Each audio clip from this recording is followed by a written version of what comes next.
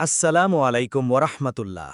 ভাই ও বোনেরা, কোরবানির ঈদ আসছে, আর প্রতি বছর অনেকেই পশু কিনতে গিয়ে ভুল করেন। হয়তো পশু কেনা হয়, টাকাও খরচ হয়, কিন্তু শেষমেশ কোরবানি কবুল হয় না, কারণ পশুতে এমন কিছু সমস্যা ছিল যেটা আগে জানা ছিল না। আজকের এই ভিডিওতে আমি আপনাদের বলবো কোরবানির পশু কেনার আগে ঠিক কোন কোন বিষয়গুলো দেখতে হবে, না হলে কোরবানি সহি হবে না। তাই ভিডিওটি শেষ পর্যন্ত দেখুন এবং শেয়ার করুন। যে ত্রুটি থাকলে কোরবানি হবে না, অবশ্যই জানুন। হাদিসে রাসূল সাল্লাল্লাহু আলাইহি ওয়াসাল্লাম ৪ ধরনের পশু কোরবানি করতে নিষেধ করেছেন। ১. অন্ধ পশু, যার অন্ধত্ব স্পষ্টভাবে বোঝা যায়। ২. রোগা বা অসুস্থ পশু, যার রোগ স্পষ্ট। ৩. খোড়া পশু, যে হেঁটে কসাইখানায় যেতে পারে না। ৪.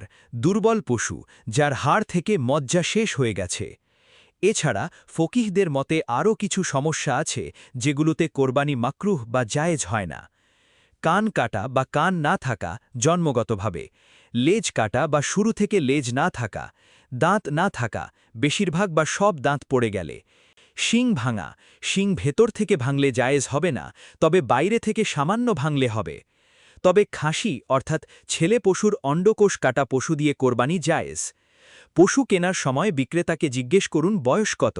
যদি সন্দেহ থাকে তাহলে পশুর দাঁত দেখুন। ২ বছর পূর্ণ হলে সামনের দুটি দাঁত বড় হয়ে যায়।